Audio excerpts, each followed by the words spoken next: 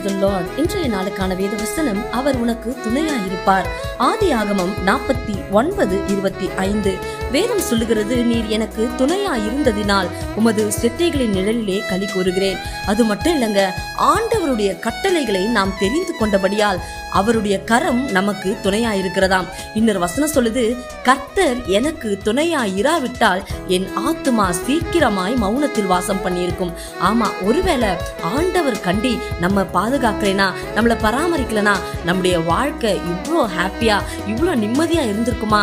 வேதம் சொல்லுகிறது, பறந்து காக்கிற பட்சியை போல அவர் நம்மை பாதுகாக்கிறாராம், நம்மை தோளில் சுமக்கிறாராம், நாம் நடக்க வேண்டிய வழிகளை நமக்கு சொல்லிக் கொடுக்கிறாராம்.